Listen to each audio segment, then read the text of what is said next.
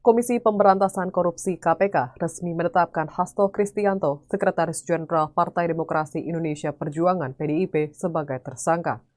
Hasto menjadi tersangka dalam kasus dugaan suap terhadap Komisioner KPU yang juga melibatkan buronan KPK Harun Masiku.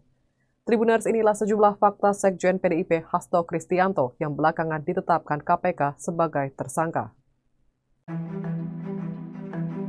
Hasto ditetapkan tersangka dalam surat perintah penyidikan yang diterbitkan KPK nomor sprint.dik-DIK.00-DIK-00-01-12/2024 tanggal 23 Desember 2024. Ketua KPK Setio Budianto mengatakan mereka telah mengantongi bukti keterlibatan Hasto dalam perkara ini. Harun Masiku adalah mantan calon anggota legislatif PDIP yang telah menjadi buronan KPK selama 4 tahun sejak 2020. Caleg dari daerah pemilihan Sumatera Selatan I itu diduga melakukan suap terhadap eks-komisioner KPU Wahyu Setiawan pada pemilihan umum atau pemilu 2019. Nama Hasto Kristianto telah lama terseret dalam kasus Harun Masiku. Hal itu karena salah satu tersangka, Saiful Bahri, merupakan mantan staf Hasto. Hasto mengakui bahwa Saiful merupakan bawahannya ketika menjabat sebagai anggota DPR pada tahun 2009. KPK menjerat Sekjen Partai Demokrasi Indonesia Perjuangan (PDIP) Hasto Kristianto dengan pasal perintangan penyidikan atau obstruction of justice dalam perkara Harun Masiku. Ketua KPK Setio Budianto menyatakan Hasto diduga berupaya melindungi Harun Masiku setelah ditetapkan sebagai tersangka oleh KPK. Setio membeberkan pada 8 Januari 2020 lalu, Hasto memerintahkan salah satu pegawainya untuk menghubungi Harun Masiku supaya merendam telepon genggam dalam air dan segera melarikan diri. Lalu pada 6 Juni 2024 sebelum diperiksa sebagai saksi oleh KPK, Hasto juga memerintahkan salah satu pegawainya untuk menenggelamkan telepon genggam agar tidak ditemukan KPK.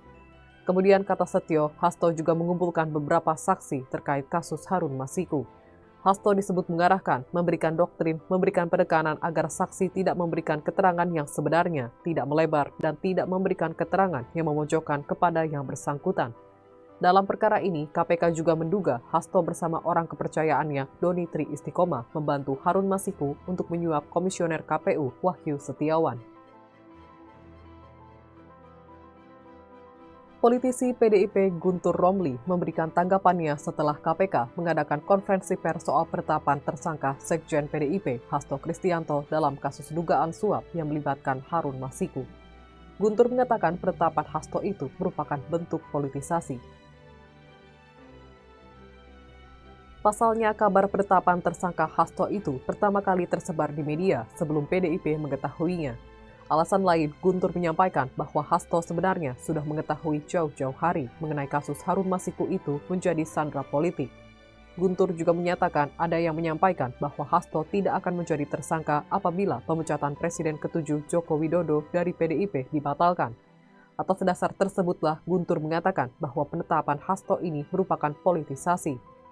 PDIP pun segera memberikan keterangan resmi mereka soal penetapan tersangka Hasto tersebut. Saat ini Guntur mengatakan PDIP sedang diacak-acak karena ada upaya untuk mengambil alih partai. Ketua DPP PDIP Said Abdullah memastikan bahwa Hasto Kristianto masih tetap menjabat sebagai Sekretaris Jenderal atau Sekjen walaupun telah ditetapkan sebagai tersangka oleh KPK. Sampai saat ini, kata Said, Hasto pun masih menjalankan aktivitas dan bekerja seperti biasa di kantor DPP PDIP Jakarta Pusat. Menurut Said, status tersangka oleh KPK terhadap Hasto tidak serta-merta membuat posisi Sekjen PDIP berganti, sebab kewenangan untuk memberhentikan atau tidak pengurus partai berada di tangan Ketua Umum PDIP Megawati Soekarno Putri. Ia pun mengingatkan semua pihak untuk tetap menerapkan prinsip asas praduga tak bersalah terhadap Hasto. KPK menetapkan Sekjen PDIP Hasto Kristianto sebagai tersangka pemberi suap eks-komisioner Komisi Pemilihan Umum KPU Wahyu Setiawan. Ketua KPK Setio Budianto menyebut suap tersebut dilakukan bersama-sama dengan calon anggota legislatif PDIP tahun 2019, Harun Masiku, yang saat ini masuk daftar pencarian orang atau DPO. Karena perbuatannya ini, Hasto disangka melanggar pasal 5 ayat 1 huruf A atau pasal 5 ayat 1 huruf B atau pasal 13 Undang-Undang Pemberantasan Tindak Pidana Korupsi, junto pasal 55 ayat 1 ke 1 KUHP. Tribuners, itulah sederet fakta mengenai Hasto yang kini menjadi tersangka KPK dalam kasus Harun Masiku.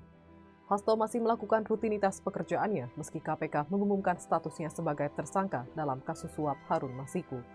Demikian untuk program Fakta-Fakta kali ini. Nantikan fakta-fakta berikutnya hanya di media sosial Tribun Jateng. Terima kasih atas kebersamaannya dan sampai jumpa. Download Tribun X sekarang, menghadirkan lokal menjadi Indonesia.